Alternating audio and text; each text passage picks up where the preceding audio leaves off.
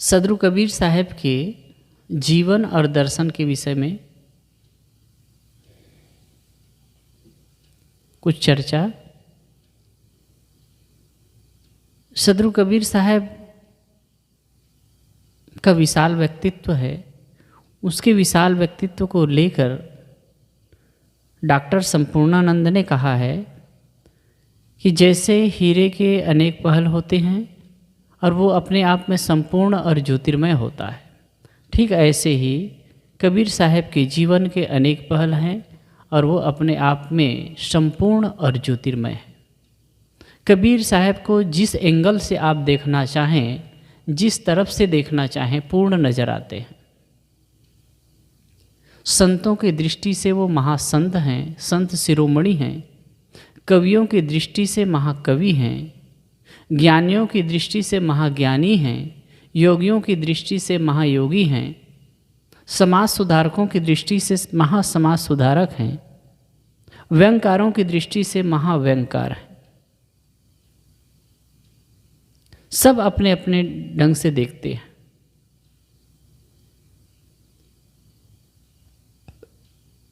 है उनका व्यक्तित्व विशाल। कहा जाता है संस्कृत में वेदव्यास और हिंदी में कबीर। दोनों का व्यक्तित्व इतना व्यापक है और इतना व्यापक समाज में प्रभाव पड़ा। कभी कभी दूसरे प्रदेशों में भी जाना होता है जहाँ हिंदी नहीं बोलते हैं, दूसरी भाषा है, वहाँ भी अपने ढंग से गीत बनाते हैं, गाते हैं और अंतिम में कहत कबीर सुनो भाई साधो लगा देते हैं। ये दशा है। मतलब उनकी वाणी की इतनी व्यापकता है, कबीर साहब का प्रभाव इतना है कि ऑफिस में बैठा हुआ आदमी या खेत में खलिहान में काम करने वाला आदमी दोनों संतोष पाता है।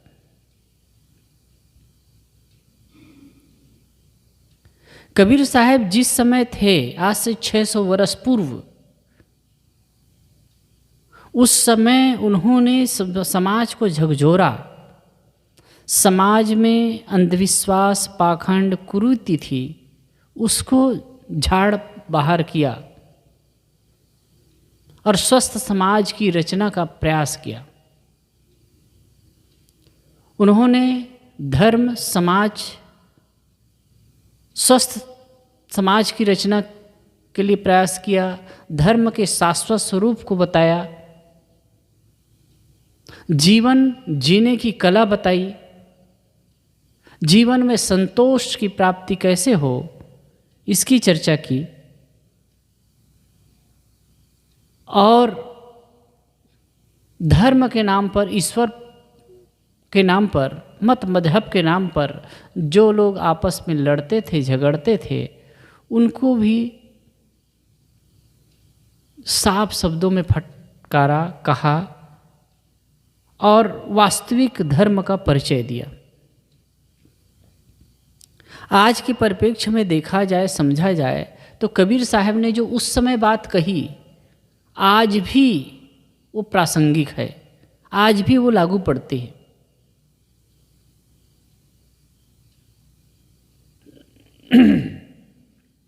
कबीर साहब के विचारों को यदि हम देखें तो सामान्य रूप से हम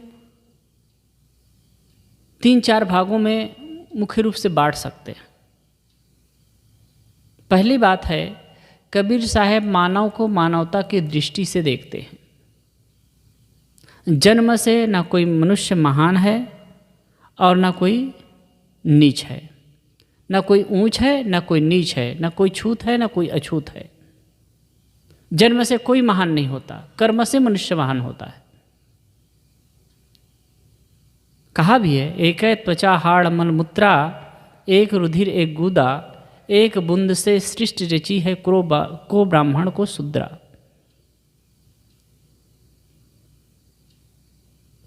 एक है त्वचा हाड़ मलमूत्रा, सभी के शरीर में एक प्रकार से त्वचा है, मांस है, हाड़ है और मलमूत्र भरे हैं। एक प्रकार से टट्टी पेशाब की जगह है, एक प्रकार से इंद्रियां बनी हुई है। फिर कौन महान और कौन नीच, और एक प्रकार से सबकी पैदाइश होती है, एक बूंद से सृष्टि की रचना हुई है। माता पिता के रजवीर्य से शरीर का निर्माण होता है। ये प्राकृतिक ढंग से सब एक ही हैं, एक जैसे ही सबका निर्माण होता है। कोई उसमें ऊंच नीच नहीं है, कोई बड़ा और छोटा नहीं है। इसलिए साहब ने जगह जगह ये बात कही है, तहिया हम तुम एके लोहू एके प्राण व्यापे मोहू एकै जनी जना संसारा कौन ज्ञान से भयो निनारा। बीजक रामायणी पहली रामायणी में ही कहते हैं, तहिया हम तुम एके लोहू। तहिया तब, त्यारे, कब? जब माता के गर्भ में थे तब हम एक प्रकार से खून से सने थे, मतलब रजवीर्य से हमारा निर्माण हुआ। अब एक तरह से माँ के गर्भ में रहते थे। एकै प्राण व्यापे महू, अब एक प्रकार से प्राण का संचार सब में हुआ। एकै जनी जना संसारा, अब एक ही प्रकार से माता के गर्भ से हम बाहर आए। फिर कौन ज्ञान से भयो निनारा, फिर किस ज्ञान से तुम अपने आप को अलग कहते हो, किस ज्ञान से अपने आप को श्रेष्ठ साबित करते हो। ये जो जाति के दंभ रखने वाले लोग हैं, जो अपने आप को जन्म से महान और ऊंचा बताते हैं, दूसरों को नीच बताते हैं, उनके लिए फटकार है।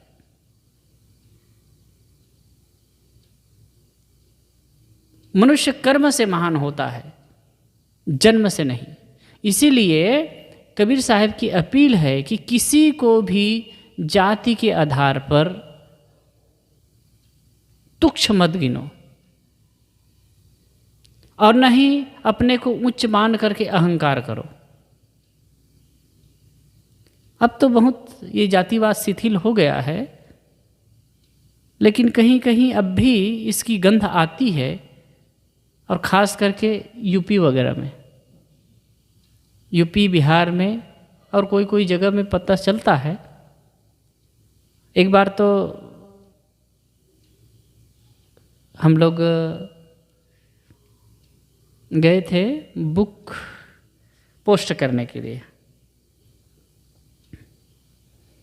कहाँ? पोस्ट ऑफिस में। तो वहाँ से जब हम रिटर्न आ रहे थे तो एक पंडित जी थे, तो कहे कि महाराज मैं भी आपके साथ चलूँगा, जाएंगे, रुकिए रुकिए। तो मैं रुक गया, साइकिल में वो भी था, साइकिल में मैं भी था। तो चलते चलते आ रहे थे, तो जहाँ पर वो छावनी लगी है, सेना की, पुलिस वालों की छावनी है, सेना की छावनी है, तो वहाँ पर जैसे पहुँचे तो कहे कि महात्मा जी आप कौन से जाति के हो। तो ये बात तो मैं सुना था, मैंने सुनी थी। तो उनकी बात को सुन करके मैं थोड़ा देर चुप रहा। तो संयोग से वो छावनी मैदान है ना बहुत बड़ा, वहाँ से एक कुत्ता भागता हुआ आया। तो मैं कहा पंडित जी बताइए ये कौन से जाति का है। तो कहे अच्छा आप जाति नहीं मानते हैं, आप जाति नहीं मानते हैं। तो ये तमाशा राह चलते ऐसे देख लेंगे कौन दूध के हो, कौन दूध के हो। तो भाई कौन सा दूध चाहिए आपको, गाय का कि भैंस का कि गधी का, घोड़े का, किसका।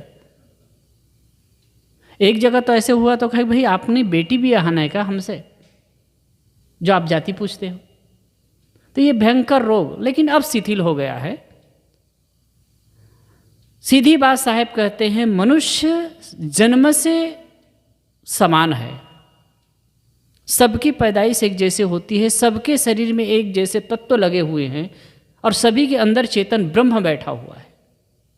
इसलिए ब्रह्म बैठा है तो ब्राह्मण है, और सबके शरीर में टट्टी पेशाब मलमूत्र भरा हुआ है, और रोज सवेरे अपनी गंदगी सब साफ करते हैं, इसलिए सब भंगी भी है।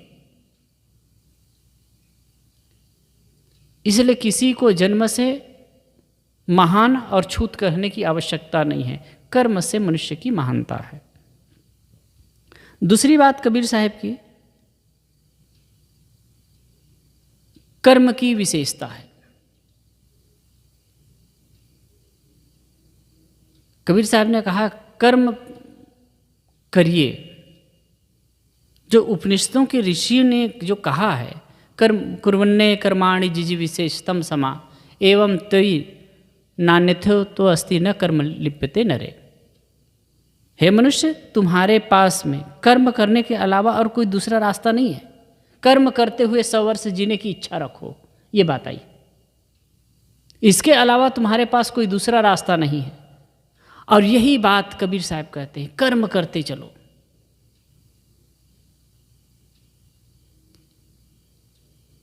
कर्मवान होना चाहिए, लेकिन कर्म आप गलत कर्मों में प्रवृत्त ना होइए। कर्म 2 प्रकार के, इसको थोड़ा से हम समझें। कर्म 2 प्रकार से, पाप कर्म और पुण्य कर्म। वैसे इसका और विभाग करते हैं तो हम 4 प्रकार के भी कर सकते हैं, जैसे गीता में कहा गया पाप कर्म, पुण्य कर्म, पाप पुण्य मिश्रित कर्म, आप पाप पुण्य रहित कर्म।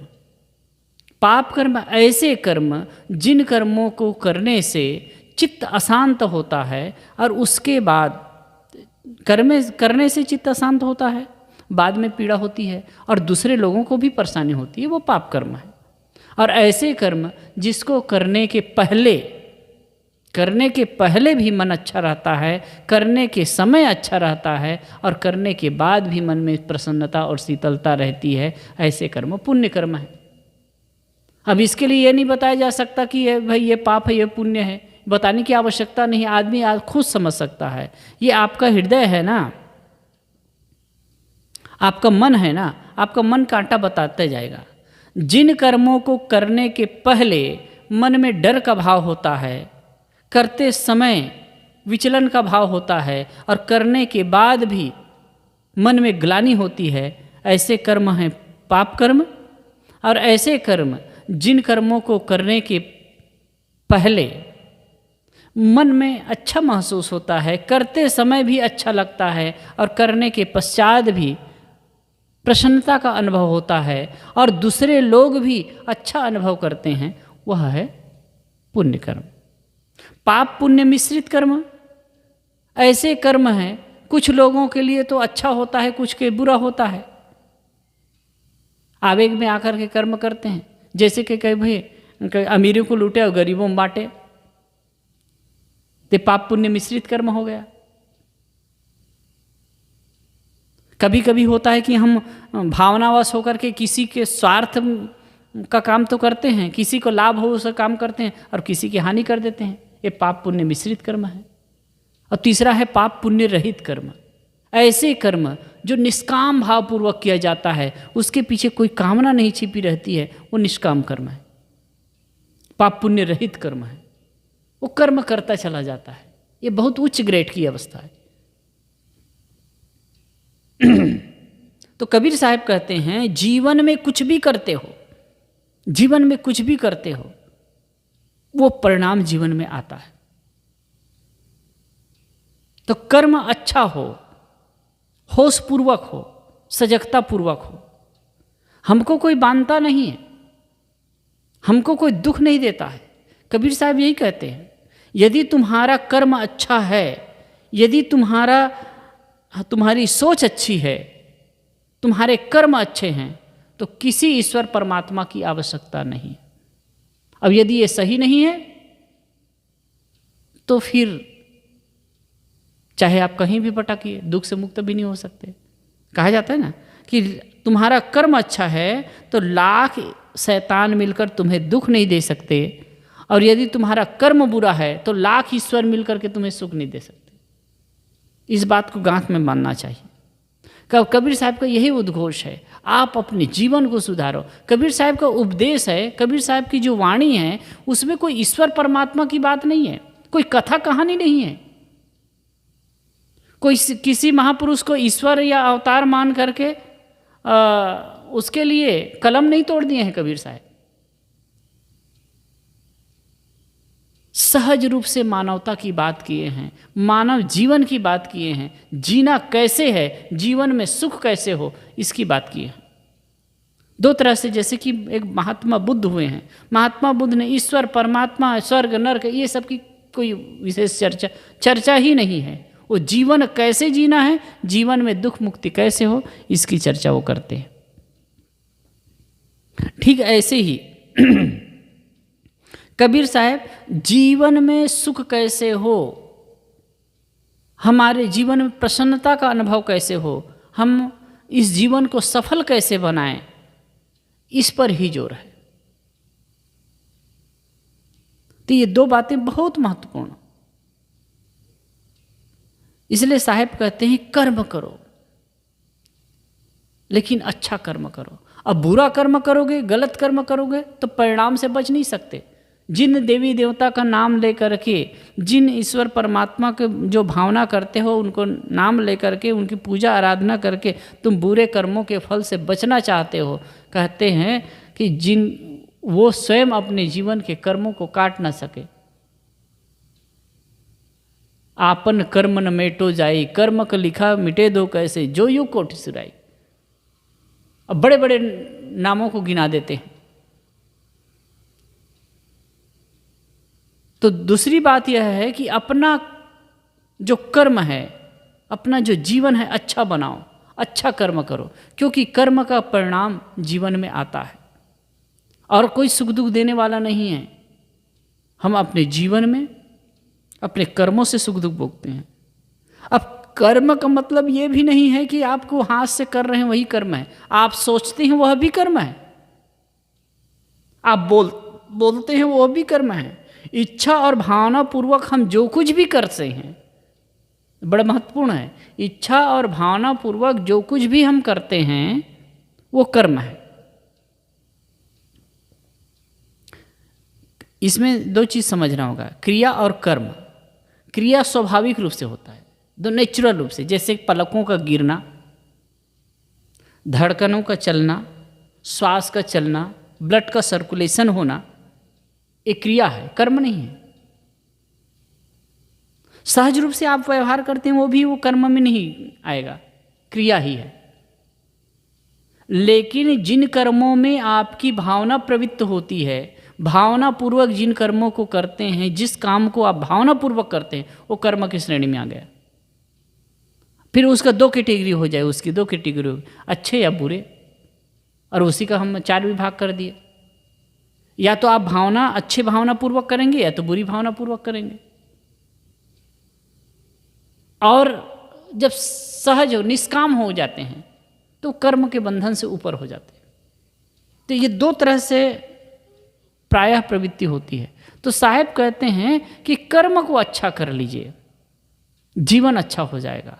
और कर्म को बिगाड़ लिए तो चाहे लाख ईश्वर परमात्मा को मनाइए, कोई फर्क नहीं पड़ने वाला, जीवन में से दुख दूर नहीं होगा,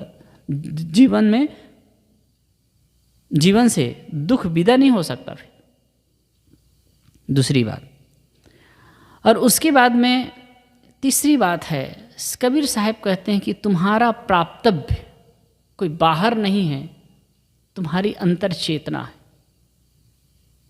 तुम्हारा अस्तित्व है। ये बहुत बड़ी बात है। कबीर साहब इस पर बार बार कहे, दिलमा खोज दिलहिमा खोजो इहे करी मारामा। दशरथ सुत्ति हुलोक ही जाना, राम नाम का मरम है आना। और जो तिलमा ही तेल है, जो चकमक में आग, तेरा साईं तुझ में जाग सके तो जाग। ये बार बार आया है। घूंघट के पट खोल रहे तो को पी मिलेंगे, घट घट में वही साईं बसा थे, कटुक वचन मत बोल रहे। पानी मीन पियासी मही सुन सुन आवत हासी। ये बार बार ये इस पर साहब ने जोर दिया। और मैं तो समझता हूँ, जहाँ तक मैं अभी बैठा था उस समय मैं सोच रहा था, चिंतन कर रहा था, कबीर साहब की इस बात को अगर मान ली जाए, पूरी दुनिया अगर स्वीकार कर ली जाए, तो फिर वो धर्म के नाम पर, संप्रदाय के नाम पर, ईश्वर और अल्लाह के नाम पर जो मार काट होता है ना, वो सब समाप्त हो जाएगा। और आज के युग में कबीर साहब बहुत ज़्यादा प्रासंगिक हैं, बहुत ज़्यादा प्रासंगिक। कबीर साहब को स्वीकार लिया जाए, क्योंकि देखिए, जितना झगड़े के 3 कारण कहा जाते हैं, जर जोरू और जमीन, जर जोरू और जमीन। लेकिन इसके नाम से जितना खून खराबा हुआ है, उससे कहीं 10 गुना ज़्यादा धर्म के नाम पर हुआ है, ईश्वर और अल्लाह के नाम पर हुआ है। और आज भी देख रहे हो आप, राजनीतिक माहौल वैसे बनता जा रहा है, वातावरण वैसे खराब हो रहा है, लोगों को बरगलाया जा रहा है। एक अल्लाह के नाम से कि अल्लाह को नहीं मानता है या उसके ग्रंथ को नहीं मानता है, एक अपनी परंपरा है, अपनी परंपरा की महापुरुष को नहीं मानता है, उनकी मान्य पुस्तक को नहीं मानता है, उनके मान्य इष्ट को नहीं मानता है, तो फिर वो बेदीन है, काफिर है। और एक दूसरे के लिए सब ये जाल बुन रहे हैं, मेरे नज़र से आप नास्तिक, आपके नज़र से मैं नास्तिक, और ऐसे सब एक दूसरे को गाली ही दे रहे हैं। हाँ हाँ और दूसरी बात यह है कि ये जो जगत है, एक तरफ तो कहते हैं इस जगत को बनाने वाला ऊपर अल्लाह बैठा है, ऊपर परमात्मा बैठा है, ऊपर ईश्वर बैठा है, सब वो बात कर रहे हैं और सभी उसी को लेकर के लड़ रहे हैं। सहज सी बात यह है, यदि जगत को बनाने वाला कोई है तो होगा तो एक ही होगा ना। जगत एक है तो बनाने वाला भी एक होगा, तो फिर लड़ रहे हो तो बेकार की बात है। फिर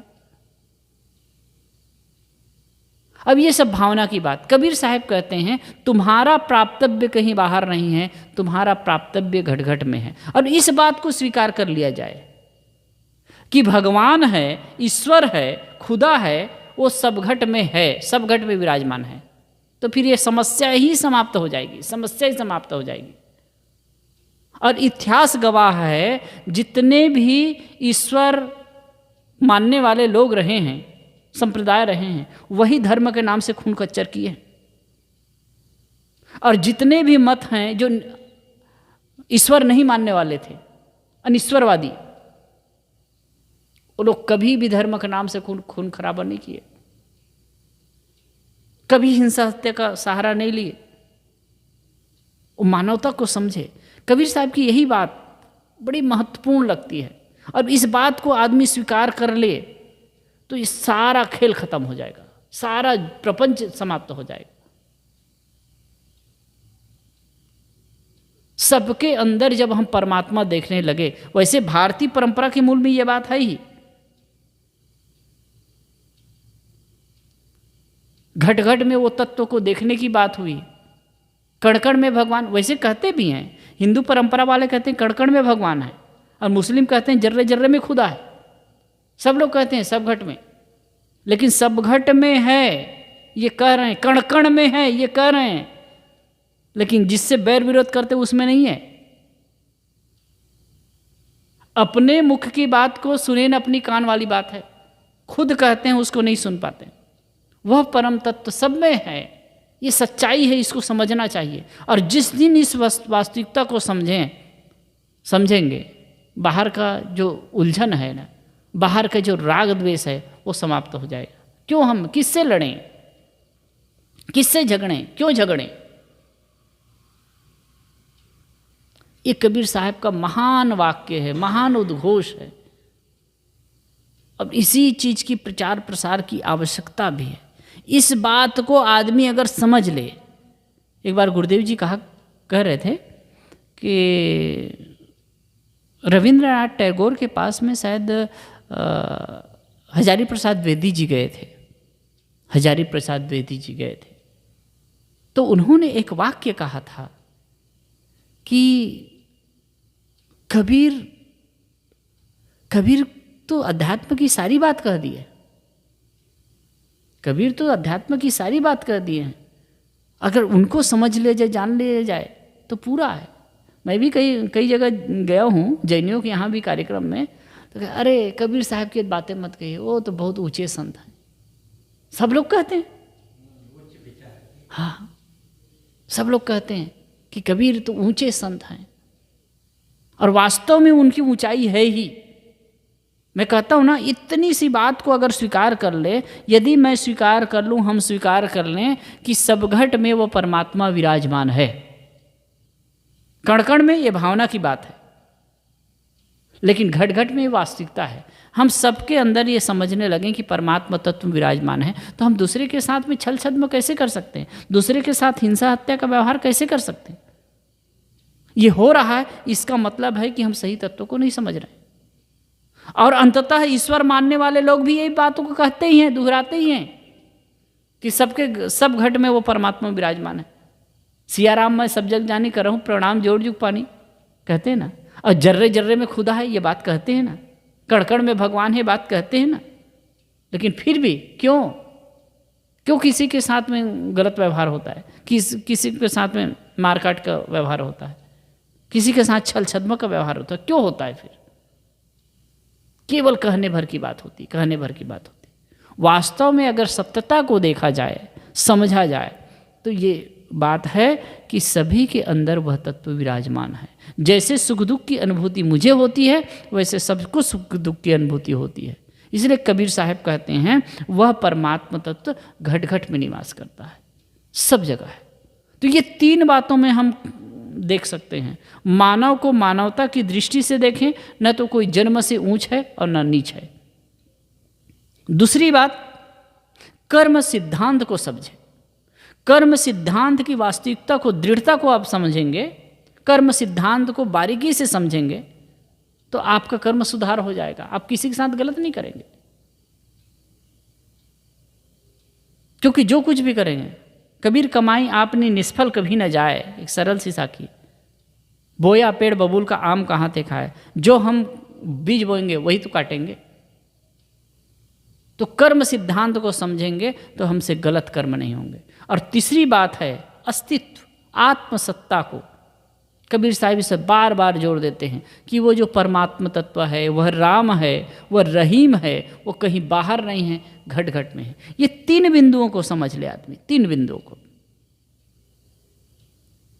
फिर ये जो सारा झगड़ा सांप्रदायिक जो वह मनुष्यता है, धर्म और ईश्वर के नाम पर कटाकटी है, वो सब दूर हो जाएगा। तो इसके लिए हम सबको प्रयास करना चाहिए, जानना चाहिए। और यही कबीर व्यक्तित्व की विशालता है। उन्होंने यही सब बात बताई है। जीवन में दुख आते हैं, दुख का कारण है क्या है? हमारे गलत कर्म। गलत कर्म क्या है? आसक्तिपूर्वक, रागपूर्वक, मोहपूर्वक हम जो कुछ करते हैं वही गलत कर्म है, और इसी के परिणाम में दुख आते हैं। तो उनको छोड़ करके आप अच्छा कर्म करिए, सत्कर्म करिए, शुभ कर्म करिए, और अपने अस्तित्व को समझिए। परम तत्व सत्ता को राम कहे, रहीम कहो, ब्रह्म कहो, खुदा और गाठ कहो, वो कहीं नहीं, आपके अंदर है, और आपके जैसे जो हैं उनके अंदर है। तो ये बात को भी समझिए। और इस चीज़ को अगर गहराई से समझ ले कोई भी आदमी, तो दूसरे के साथ छल छद्म या गलत व्यवहार करने की आवश्यकता ही न रहेगी, वो कर ही नहीं सकता। एक आदमी जो समझता है कि भाई घट घट में परमात्मा तत्व विराजमान है, वो चींटी भी अगर मर जाती है ना तो उसे पीड़ा का अनुभव होता है। वो जानबूझ करके तो मारता ही नहीं है, लेकिन अचानक मर जाएगा तो फिर दुख होता है।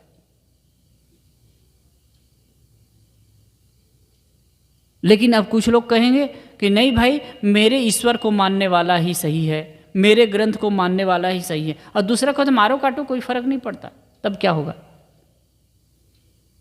अब इसीलिए जो एक प्रकार से जहर घोला जा रहा है पूरे समाज में, बहुत भयावह स्थिति आने वाली है। इसलिए कबीर का विचार आज बहुत ज़्यादा प्रासंगिक है, बहुत ज़्यादा प्रासंगिक है। लेकिन इन ऐसी बातों को कहने सुनने वाले भी कम मिलते हैं, और उनको समाज में उस ढंग से प्रस्तुत भी नहीं किया जाता है, और लोग स्वीकार भी नहीं कर पाते हैं, क्योंकि इस प्रकार से विष घोला जा रहा है। मैं कहता हूँ कि सब कुछ को छोड़ करके इसी में सब व्यापक जो बात है, वास्तविकता है, ये समझ आ जाएगी कि सभी घट में वह तत्व विराजमान है, और वही राम है, वही रहीम है। इस चीज़ को समझें। ये बात आई है, शास्त्रों में भी आई है। एक जगह आया है, आत्मा क्षेत्रज्ञ इत्युक्तः संयुक्तः प्रकृतेर्गुणे तेरेव तु विनिर्मुक्ता परमात्मेति उदाहरता। शायद श्रीमद् भागवत में किसी में आया है, आत्मा क्षेत्रज्ञ इत्युक्तः संयुक्तः। आत्मा क्षेत्रज्ञ कहा जाता है, आत्मा को क्षेत्रज्ञ कहा जाता है कब? संयुक्तः प्रकृतेर्गुणे, प्रकृति के गुणों से जब संयुक्त होता है तब उसे क्षेत्रज्ञ कहा जाता है। और तेरेव तु विनिर्मुक्त है, मतलब गुणों से आबद्ध है, संसार की आसक्ति में पड़ा हुआ है जीव, तब तक वो आत्मा है। और तेरे तू विनिर्मुक्त है, और उससे जब विमुक्त हो गया, मतलब आसक्ति को तोड़ दिया, तो कहे परमात्मे ती उदाहरता है, तब उसे परमात्मा कहा जाता है। कितनी बड़ी बात है। हजारों साल पहले ऋषि मुनि इस बात को सोचे, बड़े बड़े महापुरुष। आप लाओत्से की बात सुनिए, हजारों साल पहले वो हुए हैं, और उनकी बात, महावीर और बुद्ध की बात सुनिए। अब ये महापुरुष इन्हीं बातों पर जोर देते रहे, लेकिन फिर भी समाज इन बातों को नज़रअंदाज करके जहाँ का तहाँ पड़ा हुआ है, और अपने लिए तो मुसीबत खड़ा करता है, समाज के लिए भी मुसीबत खड़ा करता है, और इसी से एक कटुता का वातावरण बनता जा रहा है। ये सोचनी है, और बुद्धिजीवी वर्ग को तो इस पर विचार करके आगे बढ़ना चाहिए।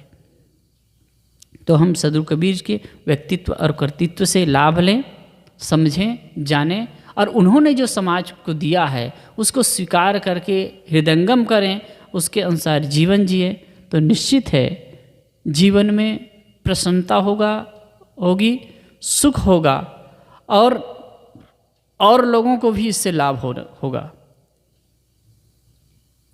और यथासंभव होना भी चाहिए। जैसे कि हम तो साधु जीवन में हैं, और कोई भी आदमी इस चीज़ को समझे तो लोगों को बताने की चेष्टा करे, जनाएं। अब ये कबीर साहब की इन विचारों को समझ करके ही समाज में स्वर्ग का वातावरण हो सकता है, समाज में सुख और शांति की अभिवृद्धि हो सकती है। तो हम सबको चाहिए कि हम सदगुरु कबीर के व्यक्तित्व और कर्तृत्व से लाभ लें। कुछ देर अपनी बात मैंने रखी। बोलो सद्गुरुदेव की जय।